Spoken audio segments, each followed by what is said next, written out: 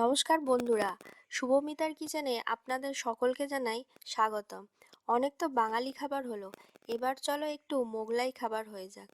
মোগলাই খাবার মানেই আপনাদের মনে কি আসে জানি না, তবে আমার মনে প্রথমেই আসে কিন্তু মোগলাই পরোটা। মোগলাই পরোটা বানাতে ঘরোয়া পদ্ধতিতে কেমন লাগে এবং কি কি প্রয়োজন হয় আজকে সেটা করে দেখাবো। এর সঙ্গে বানিয়েছিলাম আলুর দম। আলুর দমের রেসিপিটা অন্য একদিন করে দেখাবো।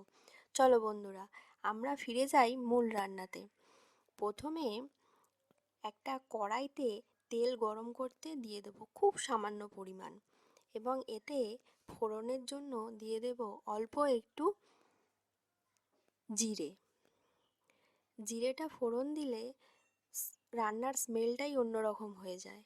এরপর অল্প একটু পেঁয়াজ কুচি, টমেটো কুচি দিয়ে নাড়াচাড়া করে নেব, এবং এই পেঁয়াজটা একটু ভাজা ভাজা হয়ে গেলে আগে থেকে কুচি কুচি করে রাখা মাংসর টুকরোগুলো নুন হলুদ দিয়ে মাখিয়ে রেখেছিলাম সেটা কড়ার মধ্যে অ্যাড করে দেব। এবার এটা আস্তে আস্তে কষা কষা করে নেব।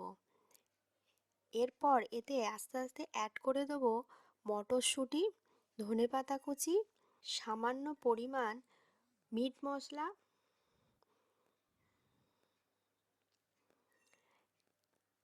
এরপর মোগলাই পরোটাটা বানানোর জন্য নিয়ে নেব ময়দা, অল্প পরিমাণে নুন, চিনি এবং খাবার সোডা ও ময়ামের জন্য একটু তেল। এইটা একসঙ্গে সব কিছু মিশিয়ে একটা ডো বানিয়ে নেব।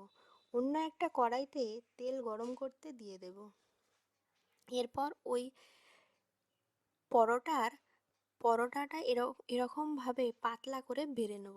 এবার একটি পাত্রে ডিম ফেটিয়ে পেঁয়াজ কুচি, লঙ্কা কুচি, অল্প একটু ধনেপাতা কুচি, গোলমরিচের গুঁড়ো, লবণ এগুলো মিশিয়ে নেব, এবং এর মধ্যে অ্যাড করে নেব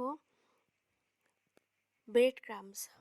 এবার আগে থেকে বানিয়ে রাখা মাংসর স্টাফিংটা এর মধ্যে ছড়িয়ে দেব। এবার এতে আগে থেকে ফেটানো ডিমটা এর মধ্যে ছড়িয়ে এইভাবে চারিদিকে ব্লেন্ড করে নেব। এরপর মোগলাই পরোটাটা আস্তে আস্তে হালকা হাতে ভাঁজ করে নেব। ভাঁজ করে নিয়ে জল দিয়ে এটাকে আটকে দেব, যাতে তেলে দেওয়ার পর এটা খুলে না যায়।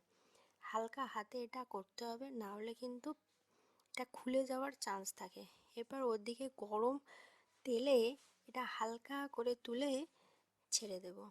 আঁচটা কমিয়ে নিতে হবে, নাহলে ভিতরে স্টাফিংটা রেডি হবে না, বাইরে এটা পুড়ে যাবে। এরপর এটা আস্তে আস্তে ভাজা ভাজা হয়ে গেলে তৈরি হয়ে যাবে আমাদের সুস্বাদু মোগলাই পরোটা, যেটা দোকানে গিয়ে আর কষ্ট করে খেতে হবে না, বাড়িতে বসেই খাওয়া যাবে জমিয়ে দারুণভাবে। এই রেসিপিটা আপনারা সবাই বাড়িতে একবার হলেও বানাবেন। বানিয়ে আমাকে কমেন্টসে জানাবেন কিন্তু কেমন লাগলো আপনাদের। এই রকম নতুন নতুন ভিডিও পেতে আমার চ্যানেলটাকে কিন্তু সাবস্ক্রাইব করতেই হবে বন্ধুরা। আর লাইক, কমেন্ট, শেয়ার কিন্তু অবশ্যই চাই। এরপর দেখুন শেষ পর্যন্ত মোগলাই পরোটা দেখতে কেমন হলো, আর খেতে তো দুর্দান্তই হয়েছিল। আপনারা সবাই বানিয়ে বলবেন কিন্তু এই ধোঁয়া ওটা মোগলাইটা খেতে কেমন লাগলো।